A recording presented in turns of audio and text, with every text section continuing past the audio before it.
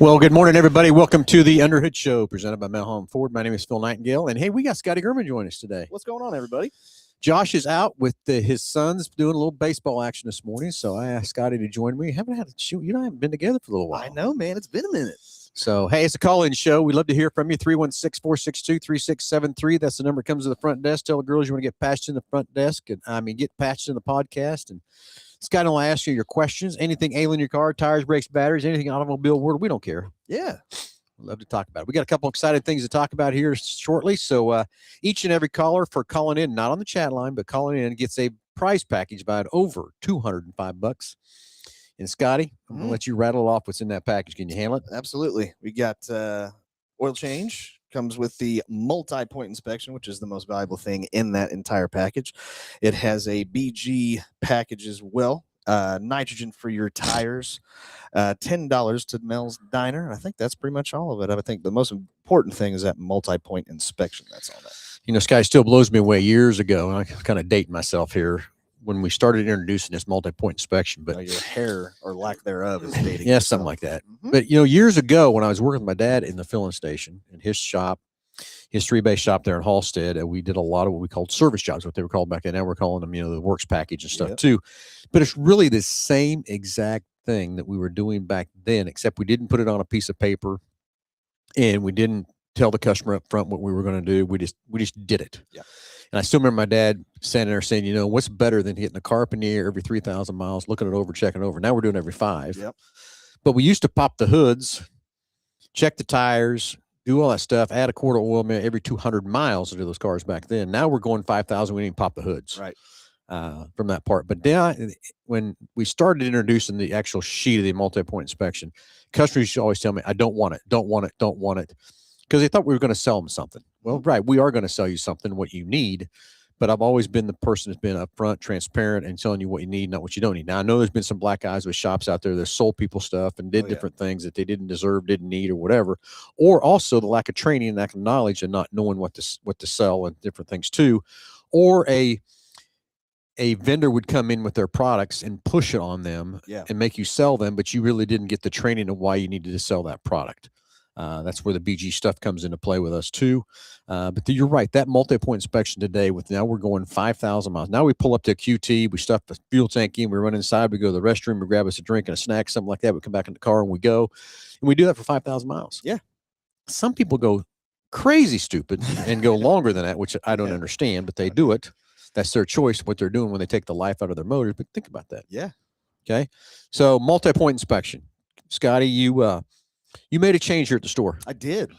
Scotty was at the main store, and we had an opening at the quick lane, and Josh and Kelly both thought that would be a better position for you. And I still remember here just a while back, I met you because I was coming from the warehouse, stopped you there.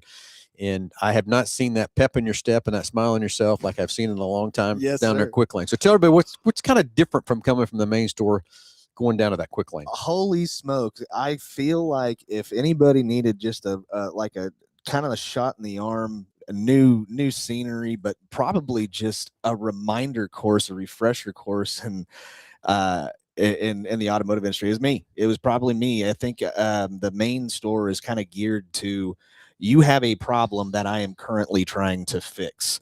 And that's mainly what the main store is geared for. The quick lane facility is, I'm trying to prevent you from having that particular situation happen to you. So it is definitely a change in you know, how you think about things, really. Yep. But gosh dang it, man, it's fun. It's definitely faster pace. I will tell you. Oh yeah. You know, over 100 cars a day. It's kind of crazy, but God, it's so much fun. And we have a good crew down there. Man, they're a lot of fun to work with. You know, that is true. And that's what it's all about. It's about the employees at the quick lane and here at the main store, at the whole store. The whole store. I mean, that's what it really entails. And, you know, Lisa and I took on this adventure back in 2008 to change the image of the store, change the different things and how we do business, stuff like that. And everybody always comes in and asks us, what's been the secret sauce? Well, I've got it in my back office. I mix it up in a little bowl and pour it around. No, just kidding. But it's really the secret sauce.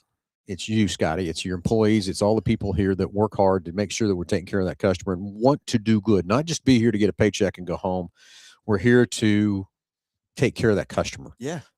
And like you said, now you're in a position now of trying to prevent problems. Before you were fixing problems that people, I'm going to say it right blank, ignored, just didn't maintain their cars, didn't do things right. And Josh and I talk about it every day. We see the amount of volume even comes to the main store. We see so many things that could have been prevented. Absolutely. With seeing you every 5,000 miles and fixing those things and being preventative, and that's where that multi-point comes inspection. We're just showing you what you need. You don't. This isn't telling you have to fix it, but we're just showing you what you should do. And if you don't want to do it, it's your choice. But at least we've advised you and told you what you need to do. And this is just my point. These cars and things are getting so expensive. It's, even though we sell them every day up front here, just like these trucks, these Super Duty trucks are $100,000. Yeah. And why you wouldn't want to spend the money to spend a couple $100 every 5,000 miles to change that oil, have it looked over and stuff like that to maintain that $100,000 worth of investment. Oh yeah. Man, I've seen 3 cars in the last I think I've been down there for 2.5, 3 months, something like that. Right. I've seen 3 cars. We don't have this program anymore, but it's on a specific program that as long as they did the maintenance services that we suggest, they would get tires on their vehicles. That was a program I started, and then it got abused and got tore up, and people didn't understand how the program was laid out, or they wanted to bend the rules, and it became more negative than it was a positive. Well, the good thing, there are still customers that are out there that did follow those to a T, and I can speak of 3 customers, and one of them in particular has 350,000 miles. Nice lady. It's a 2012, 2013 Ford Fusion. She's done everything in that book. She's gone over it 3-4 times now that she's at 350,000 miles. You know what she's put on that car? A battery and a starter. She has no oil leaks. There you go. It's so amazing. If you take care of them, they'll work and they'll run forever. But when you try to miss the maintenance schedule or don't miss the packages that Scotty brings up to you, and it's just they're not going to live. They can't live today. I mean, going back to my day with my dad at 3,000 miles, 80, 90, 100,000 miles, we were taking those cars and they were going to the junkyards. Yeah.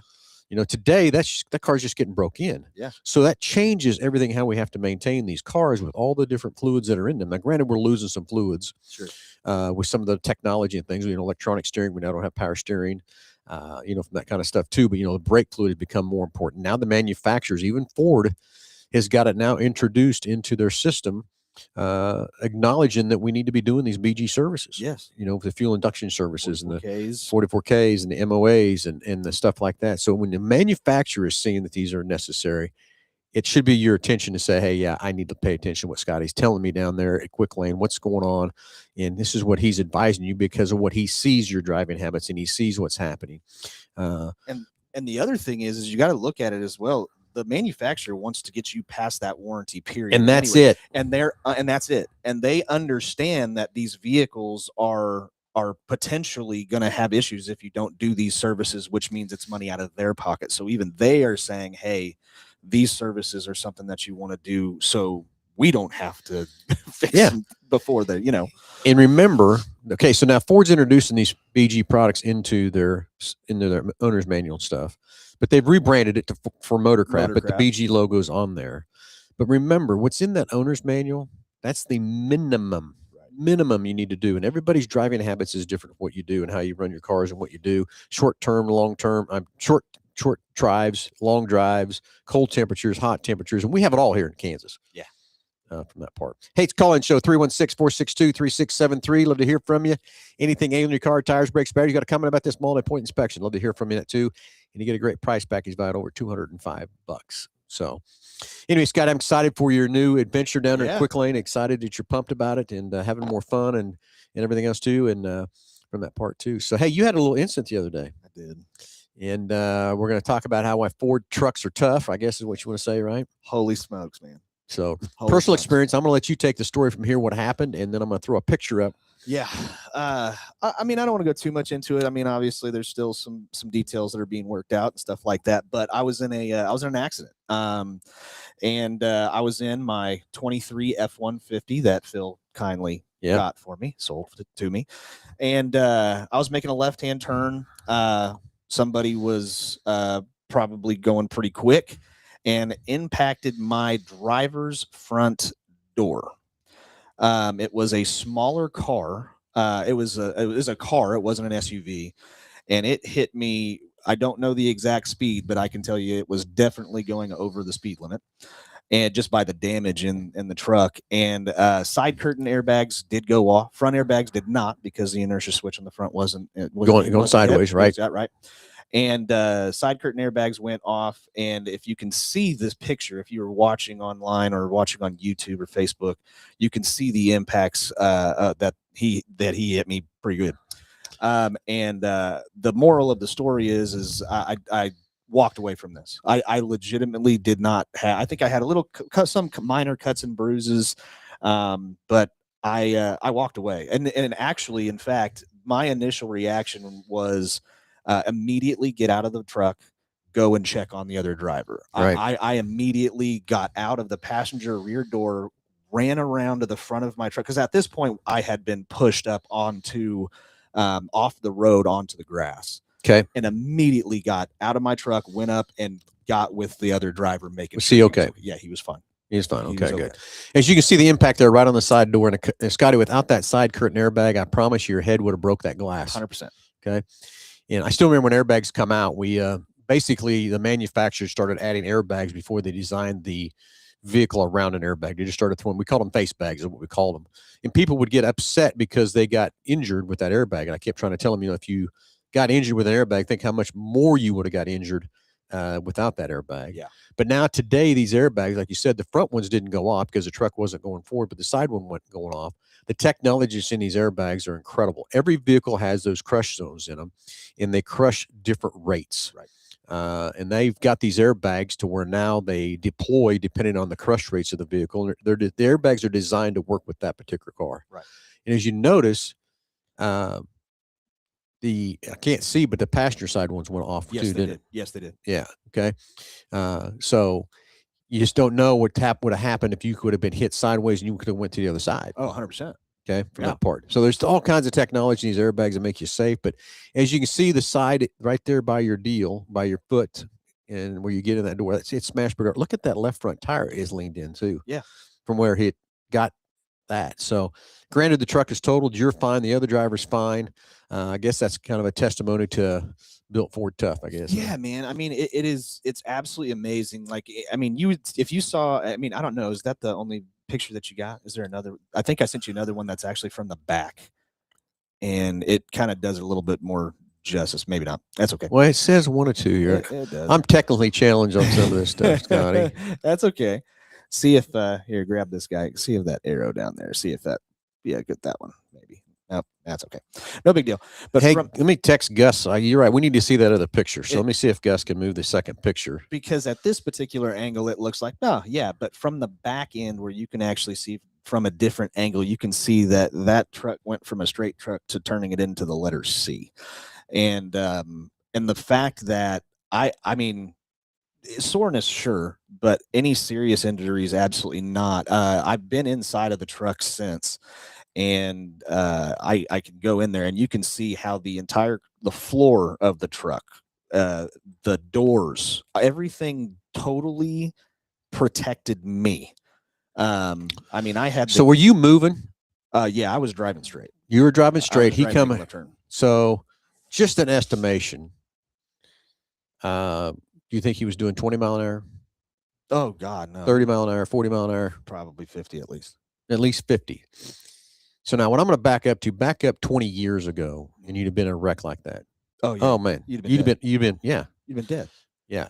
And if, I mean, God, that's just it's so crazy. And because when you look to the left and you see it coming, you kind of brace for impact. I mean, if you're lucky. And I did. Excuse me. Yeah. Bless you. Anyway, I'm still trying to figure out this second picture. I texted Gus here to see if we can get that. Okay. Yeah, I know, but I kind of like to see it. You see, it says 1 or 2 right there. I just don't know what you're going to do. I don't know. It's okay. Worst case scenario, you guys can imagine. But yeah, it's really crazy. Obviously, the running board's gone, but my keys were in the cup holder. And it hit me hard enough to where my keys came and flew out of the cup holder, and they were laying on the passenger side of the dash, just laying up by the glass. Really? Yeah, but it is what it is. But Yeah. Well, everybody's listen, fine. I'm glad you're fine. Glad that Everybody's the other okay. driver's fine and Yeah. stuff. You know, hey, accidents happen. Yes, they From that part. But say goodbye to a good old 23 F-150. That's for sure. No. I don't know. We could probably fix that, man. That'll buff. Well, I hate that's that. Okay, and we're going to switch to that side of this equation for me for a minute. This is the part of the automobile world that I don't like. Someone will buy that truck, and someone will fix that truck and sell that truck, and sell it with a branded title and everything else too. Oh, yeah. And can that truck be put back together like it was brand new? No. But someone will put it back together halfway. And then if someone's involved in another side impact with an airbag, I guarantee a side impact with that truck, it's not going to do that. You're going to get hurt. Yeah. That's the part of the industry of the car that I don't like.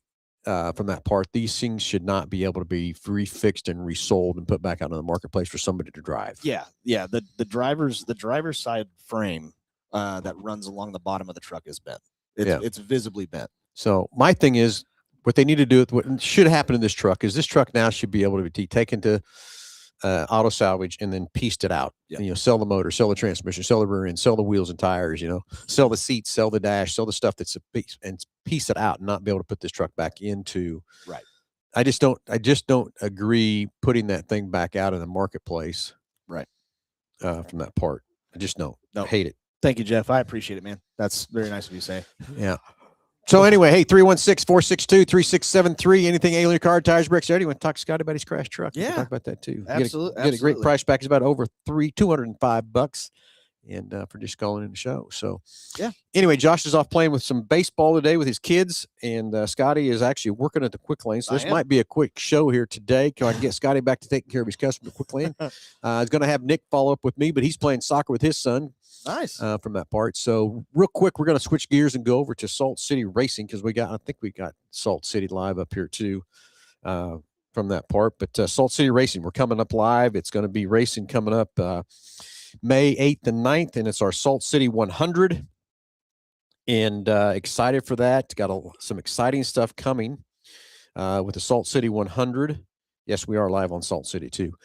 Anyway, Jerry Stone is going to be our grand marshal. Okay. He is a long-time racer. I can't remember now if it's 40 years he raced or 30 years he raced. He lives in Oklahoma now, but he was the 1976 winner of the Hutch Nationals. So he's going to be our grand national. He's drove everywhere, all over the country. We were talking about Ken Schrader. Ken Schrader has raced every state in the United States except Hawaii and Rhode Island, and I think Jerry's about the same, different stuff. So it's going to be fun to have Jerry here for our grand marshal. And also, the 1976 car is owned by a guy named out of St. Louis, and that car has been restored. It is drivable, and it is coming back for the race May 8th and 9th. Nice. So we're going to have the car on display, and I believe Jerry has already talked to us about jumping in the car and doing a few hot laps in it too. So that's going to be kind of fun, a little nostalgia from that part. Nice. With that, so exciting stuff there. May 8th and 9th is our open season opener at Salt City. We are going to have the IMCA classes on Friday night, stock cars. And those guys, I mean, they put on a hell of a race over there. It's always fun to watch them stock car guys go. The B mods and then sport mods, and then also the IMCA A mods. And then we're going to have the URSS 305s cubic inch sprint cars. It's their season opener. It's not really their season opener. It's kind of their season opener for points. They raced the last weekend at Dodge. And now we're ready to head to Hutch, and they're going to run Friday and Saturday for points. So it's going to be their first points race. That series is under a new management team, so they're excited. Met with them this week and stuff to see how they're going to do. And this is going to be a fun time this year. We've got 8 races scheduled from that part. So May 8th and 9th are kicking over. Now, the thing about Salt City 100 is it's the Silver Crown race, and we've moved it to May, and it's their season opener too. Oh. So a lot of exciting stuff happened May 8th and 9th. You don't want to miss it. Get on there. Get on My Race Pass. Buy your tickets. Get ahead of the game and be ready to go. And then Friday and then Saturday night. Of course, Friday night, the Silver Crown cars will practice, and that's going to be the first time these guys have put these cars on the track for this year. Cody Swanson is the new race director for Silver Crown, and he is doing a fantastic job of rebuilding this series and getting it back up to where it needs to be. We've got a confirmed over 20 cars going to be there, so that's exciting. we are also going to Friday afternoon, going to have cars displayed all over the city of Hutchinson, and different of our sponsors and stuff, to people to come see them up firsthand and close up to see these Silver Crown cars. So be ready for that May 8th and 9th. And then Saturday night will be the URSS Sprint Cars. We'll do another complete show. And then we're going to have the Salt City 100 qualifying and then the 100 lap race. So dang, dude. We were over, Kyler was over this week and got the track graded, looking good. And he sent me some pictures. I haven't been over yet, but it looks really nice. Hey, all really right. Nice. So everybody get stay tuned. Let's get the stands packed. Let's go have some fun May 8th and 9th from that part and have a great time at Salt City 100 for the third time. I've been going up and back to Hutchinson a lot. I got a friend that's up there, so I've been in and out of Hutch quite a bit lately. Yep. Yeah. So, okay, so we'll switch off of Salt City. And Jeff, are you really going to let Dad get a Ranger? Well, I didn't say anything that I was going to do anything of that part. Okay. So yeah. I think, Jeff, you know where I stand, but we'll see. Yeah. We'll see. I gotta say too, obviously, working here helps, but the accident happened on Monday. Yep. Monday night. I was up here Tuesday, 12:30, out of here by 3:00. Easy. Pretty good, huh? Yeah, not too Pretty bad. Got the new F-150, 2025 F-150. 2025. Yes, okay. sir. Black on black on black. XLT. Yes, sir. XLT, black on black. 4-wheel drive and 3.5 Eco. 3.5 Eco. Because I know what I'm doing. Yeah, there you go. Gotta love it.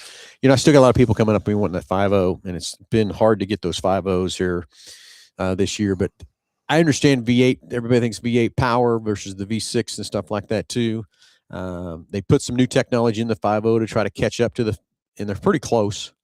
But that EcoBoost still just better performs, better outdoes the 5.0. The 5.0's got its place though. I mean, because we sell a bunch of those F-150s when we put the superchargers on them, the Whipple superchargers on them, put an exhaust on them, wheels and tires, and everybody has a lot of fun. And you're putting 700 horsepower to that 5.0, so it's got its place. But for the average day driver like you, the EcoBoost is still by far, in my opinion, the best way to buy a truck. I agree from that part. 100%. Just maintain it like you do anything else, and the thing will run forever. Everybody thinks, oh, the V6 won't last like a V8. Yeah, it will. Yeah, it will. Put MOA in it every oil change. Exactly. Just motor oil additive from BG Products. And what that does is, so here is, I'm going to say this is a lifespan of your oil. And as the oil starts new, it's up here like this. And as you start driving the vehicle, it starts wearing out like this and comes down to here. And here's your 5,000 miles. So you've lost all this bit of wear that oil is protecting it. With the MOA, it keeps that oil life protection level clear to here, clear to the 5,000 miles. So oil's not breaking down. It's putting an additive package in there to keep that protection package in there to protect that motor for the full 5,000 miles and not let that oil break down. Yeah, and it's worth every penny. It's $20. And the protection that it does for the interior components of the engine is just absolutely insane. And I'm going to tell you, after I hit 10,000 miles on my new cars, at the second oil change, I'm going to start doing the engine restore, or the GDI as we call it. That's basically pouring a product into the oil before you change it. And what it does, we run it then for about 15-20 minutes with the old oil in it, and it goes in there and breaks up all the carbon on the back side of those piston rings. And our rings today, I remember years ago when I was rebuilding motors, and we had the cast iron rings. I mean, it was a hard, tough ring to go through there, and those rings would wear the hell out of the cylinders. Now we have these low friction rings, and they do have low friction. That makes it better fuel economy, better horsepower, better everything, less wear on the cylinders, but they are more acceptive to carbon building up on the back side of those rings. And once that carbon builds there, those rings can't flex and seal, and off goes burning oil and lack of power, lack of fuel economy, and everything else. If you keep those rings nice and clean, they'll work so much longer and so much better. And that's what that GDI service does. Cleans that out. So we drain the oil out after it's done, put the new fresh oil, new oil filter in it, top it off with an MOA. Yep. And that's the best way to protection. And I would start that at 10,000 miles after I got my new truck. Yep. I don't disagree at all. Yep. So. Especially, I know there was a while there, I think I want to say like 2020 Chevrolets were having huge problems with piston rings. Mm-hmm. And I think I can't remember who it was, but it was a BG rep that came in and was showing me some pictures of what that stuff was doing with their piston ring problem. Okay. I'll tell you another story of mine with the GDI and stuff too, is with our race team. We we were pulling 2 trucks around last year, just trying to get used to what we're doing with that late model stuff, and had a situation that came up that I said, hey, we got to get us a different rig. And so we bought us a toter, and it's a 2012 that I bought because I wanted to just kind of make some steps into what I was going to do with this toter. But the generator was seriously lacking maintenance. I mean, it was so bad. You start it up and it would puff the blue smoke, everything. Ugh. And pull the dipstick. And I mean, it was so black and everything else too. So we took that thing and ran a GDI service through it. Couldn't believe what come out of that thing. So I'm thinking, what I'm really thinking is, okay, now I'm going to be buying a generator, or I'm going to have this generator overhauled. So we had to make a trip to PRI, Indiana. Mm-hmm. So we did the GDI service. I threw the MOA in that thing. But then in the fuel tanks, I put basically the diesel 44K in the tank. We ran it all the way to Indianapolis and all the way back. And last weekend, we went to Kennedale, Texas to race. And would you believe, no more smoke? No kidding. It's not smoking no more, no nothing. Now, I've done 2 oil changes on it too, but I'm ready. Once we get back, hopefully we're going to go to Salina tonight and practice, but we'll see if that weather holds off or whatever. When I get back, I'm going to change it again. Mm-hmm. Naturally, I'm just trying to get as fresh as I can, but we've got the thing where it's not smoking. So it's went from me having to think I'm going to have a engine overhaul or replace that motor and that generator to where it just cleaned all those rings up and runs fine, starts fine, everything else. Yeah. Running it. So and there's a testimony to what GDI can do. That's right. And then I think what's the diesel oil additive? Is it DOA? Something like that. I can't keep all those numbers made. Well, I know it's B44K is what it should be in my opinion, but something else. Right. But, DO, it's something. But the diesel oil additive, I've seen videos of guys that literally put that with every single oil change. Yeah. You know, when you have a diesel, you change the oil, you don't put that additive in. You DOA, diesel oil additive. That's what I thought. Yeah, MOA, DO. I was thinking of 44K. Yeah. No, the oil additive, and they drive out of the maintenance facility, and the oil is already black if you go and put the drain plug. With that oil additive, it will be clean. If you continue to do it over and over again, it'll be like brand new oil. It's so insane. That generator's run quite a bit, and we pulled the dipstick on it down in Texas because that was the first time after we'd done everything, we ran for 6 hours all the way down. Still clean. See? Crystal clean, clear oil. I mean, it maybe had a little tint to it, but not bad. But it's not the typical diesel black as you pull out of there. Yeah. And from that part. It's crazy. That just tells you it's not snake oil. It's actually, especially being more on the maintenance side on a daily basis now, you get to see these things on a regular basis more often. Yeah. And man, it's crazy with the evidence that you got. So. Well, anyway, buddy, we're going to have a quick show today because I need to get Scotty back down to Quick Lane to take care of more customers and everything else too. Get to work. Yeah, right. So anyway, and no one wanted to talk to us, Scotty. Hey, that's okay. I'm kind of intimidating. I get it. You're not at all. Yeah, exactly. Hey, everybody, thanks for tuning in. I'm going to get Scotty back down to Quick Lane, get to working. I got a couple customers to take care here at the front half of the store today. Hopefully, Team 3J is going to head this line. I don't know. We'll see what the weather does. From that part. And everybody, thanks for tuning in. Thanks for watching. Don't forget Salt City Racing May 8th and 9th.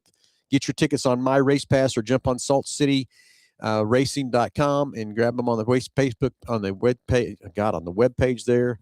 I'd love to see you all over on May 8th and 9th and all the time. Let's prove to that fair board that racetrack needs to stay and not go away. That's what me and Nick have been working so hard to do, is keep that racetrack alive. And I think we've done a pretty good job so far. So everybody, let's support May 8th and 9th. Have a great time. Come watch that 100-lap race. Those Silver Crown cars cruising around there, wrapping about 8,500 for 100 laps is pretty cool. So everybody have a great weekend. Stay safe. Be safe. We'll tune in next Wednesday, 5:30 for an update at Salt City, and also next Saturday at 9 o'clock. Everybody have a great Saturday. We'll talk to you next week. See ya. Oh.